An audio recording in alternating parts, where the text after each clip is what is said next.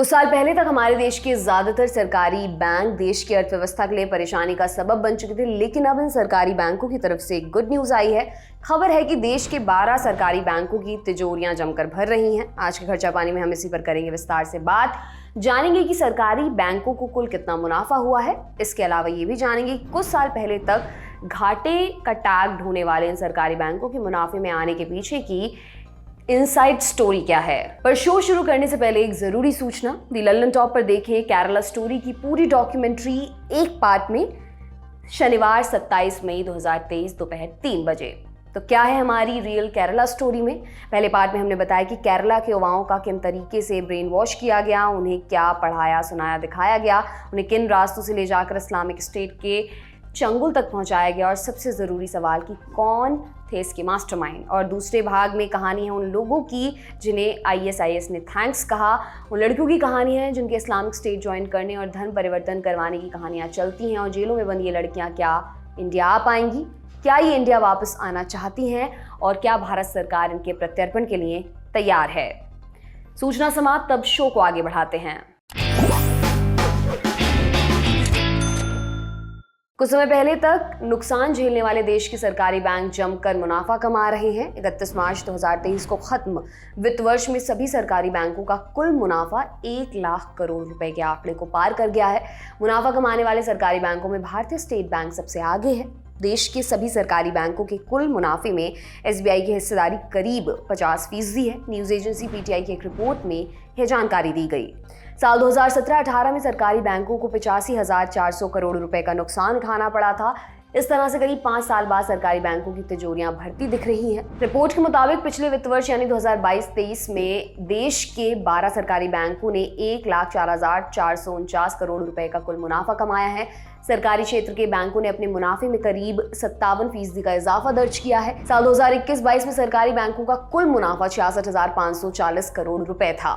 भारतीय state bank ने पिछले साल 50,232 करोड़ रुपए का मुनाफा कमाया है, जो पिछले वित्त वर्ष की तुलना में करीब 60% ज्यादा है। वहीं अगर परसेंट के लिहाज से देखें तो देश के सरकारी बैंकों में बैंक ऑफ महाराष्ट्र ने सबसे ज्यादा मुनाफा काटा है। बैंक का शुद्ध मुनाफा 126% बढ़कर 2,602 करोड़ रुपए हो गया है। इसके बाद यूको बैंक को सबसे ज्यादा लाभ हुआ है। यूको बैंक का मुनाफा 100% बढ़ा है और बैंक का मुनाफा बढ़कर 1,862 करोड़ रुपए हो गया है। देश के 2 और सरकारी बैंक जिन्हें 10,000 करोड़ रुपए से ज्यादा सालाना मुनाफा हुआ है, उनमें बैंक ऑफ बड़ौदा और कैनरा बैंक शामिल है।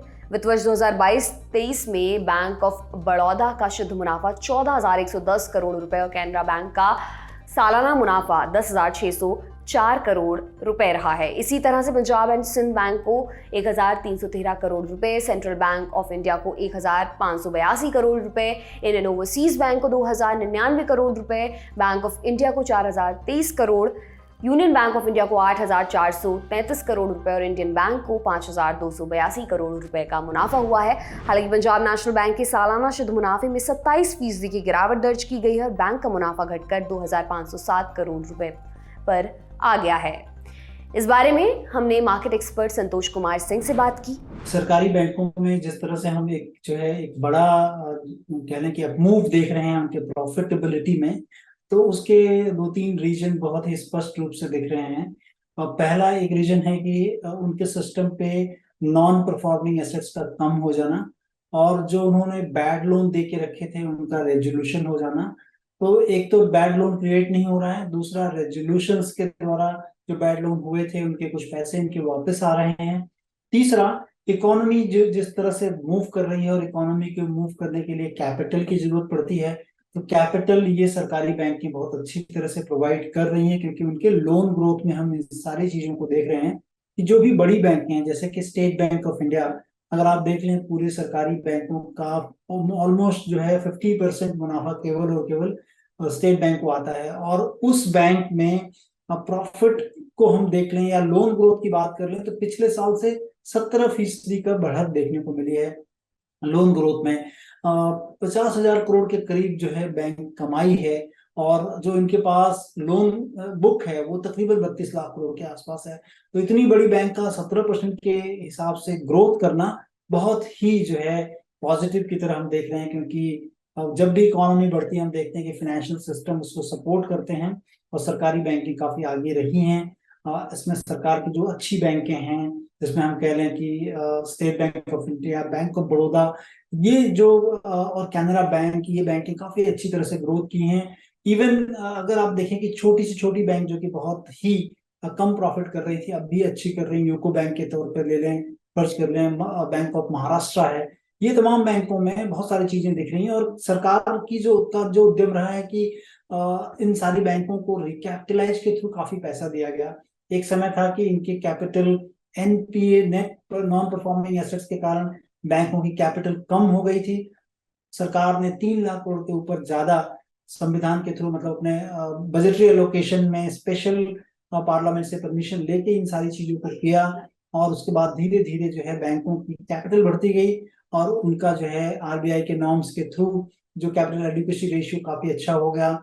अब बाहर से लोन लेके और दे सकते हैं। ये तमाम चीजें जो है, और संविधान के थ्रू ये भी चीज सुनिश्चित की गई सरकार के द्वारा कि सिस्टम में एनपीए का क्रिएशन कम हो, लोग जो है पैसा को साइफन इकोनॉमिक सिस्टम से न कर सकें। इन सारी चीजों के कारण मुझे लगता है कि banking sector as a whole बहुत अच्छा किया है। और ऑफ लेट पीएसयू जो कि सरकार की बैंकें हैं, उन्होंने काफी अच्छा किया है। सरकारी बैंकों के भारी घाटे से भारी मुनाफे में पहुंचने की इनसाइड स्टोरी क्या है, अब इस पर भी बात कर लेते हैं। दरअसल करीब 5 वर्ष पहले तक देश की ज्यादातर सरकारी बैंक देश के फाइनेंशियल सेक्टर की सबसे कमजोर कड़ी बन चुके थे। सरकारी बैंकों की हालत ये थी कि आरबीआई को 2017-18 में 21 में से 11 सरकारी बैंकों को प्रॉम्प्ट करेक्टिव एक्शन यानी खराब फाइनेंशियल हेल्थ वाले बैंकों की निगरानी के दायरे में शामिल किया गया था। पीसीए दायरे में रखे जाने के बाद वे बैंक खुलकर कर्ज देने से कई तरह से रोक दिए जाते हैं और उन्हें कई तरह की बंदिशों के भीतर काम करना पड़ता है। न्यूज एजेंसी पीटीआई की रिपोर्ट के मुताबिक इन मुश्किल हालातों के बीच मोदी सरकार ने बैंकों को मुनाफे में पहुंचाने के लिए 4R रणनीति अपनाई। पहला, सरकार ने बैंकों के एनपीए यानी कि नॉन परफॉर्मिंग एसेट्स की पहचान की। दूसरा, एनपीए कैसे कम किया जाए इसके समाधान की रणनीति बनाई। साथ ही डूबे कर्ज की वसूली का रोड मैप बनाया। तीसरी रणनीति के तहत सरकार ने बैंकों में खूब पूंजी डाली। इसके अलावा चौथी रणनीति के तहत सरकार ने सरकारी फाइनेंशियल सिस्टम में कई जरूरी बदलाव किए। पीटीआई की रिपोर्ट के अनुसार मोदी सरकार ने पिछले 5 फाइनेंशियल ईयर्स में यानी 2016-17 से 2020-21 के दौरान सरकारी बैंकों में करीब 3,11,000 करोड़ रुपए की पूंजी डाली है। इससे सरकारी बैंकों को काफी मदद मिली और सरकारी बैंकों को किसी भी तरह के संभावित संकट से बचाया गया है। आपको बता दें कि फाइनेंशियल ईयर 2022-23 की चौथी तिमाही में सरकारी बैंकों का कुल मुनाफा 95% से अधिक बढ़कर 34,483 करोड़ रुपए पर पहुंच गया है। एक साल पहले की अवधि में यह 17,666 करोड़ रुपए था। जानकारों का कहना है कि ब्याज की मद में कमाई बढ़ने और एनपीए में कमी से सरकारी बैंकों का मुनाफा बढ़ा है। एक सवाल के लिखित जवाब में वित्त राज्य मंत्री भागवत कराड़ ने लोकसभा में यह जानकारी दी थी कि सरकारी बैंकों का फंसा कर्ज दिसंबर 2022 तक घटकर 5.53% रह गया। मार्च 2018 में यह 14.6% के रिकॉर्ड स्तर पर पहुंच गया था। इस बारे में भी हमने एक्सपर्ट से बात की। देखिए, मुनाफे में आने के लिए सबसे पहले 3-4 चीजें करी गई हैं। सरकार ने इस चीज को आइडेंटिफाई किया कि आखिर क्या प्रॉब्लम है। इनके सारी बैंकों के हेड्स के साथ बैठ के निश्चित किया गया कि सबसे पहली चीज थी कि सिस्टम में आप देखेंगे कि काफी बड़ा जो है पावर सेक्टर कह लें, स्टील सेक्टर में बहुत बड़े एनपीए क्रिएट हो गए थे, इंफ्रास्ट्रक्चर सेक्टर में। तो उन सारी चीजों को, बॉटलनेक को दूर किया गया और बैंकों को कैपिटल सपोर्ट दिया गया सरकार के द्वारा, बजटरी एलोकेशन के द्वारा दिया गया। तो ये उनके बैलेंस शीट को दुरुस्त किया गया। उसके बाद फिर जो है इकोनॉमिक जैसे यू टर्न होती है, टर्न लेती है, तो कैपिटल की जरूरत होती है और बैंकों के लोन ग्रोथ में काफी अच्छी वृद्धि हुई है। हम पूरे इकोनॉमी में देख रहे हैं, चाहे प्राइवेट सेक्टर हो चाहे सरकारी बैंकें हों, सारी बैंकों में लोन ग्रोथ काफी अच्छे हो रहे हैं और इन बैंकों के मुनाफा जो है अमूमन जो है काफी एवरेज से भी काफी ऊपर चल रहा है। तो एक अच्छा टाइम बैंकों के लिए चल रहा है और उसी में आप कह लें कि सरकारी बैंकें इस बार काफी अच्छा लाभ कर रही हैं। तो हम कह लें कि उन्होंने बैकवर्ड इंटीग्रेशन किया है, काफी दुरुस्त की है अपनी बैलेंस शीट को, और साथ ही साथ मार्केट भी उनको एक अच्छा मिला है जहां से कि वो ग्रोथ कर सकें।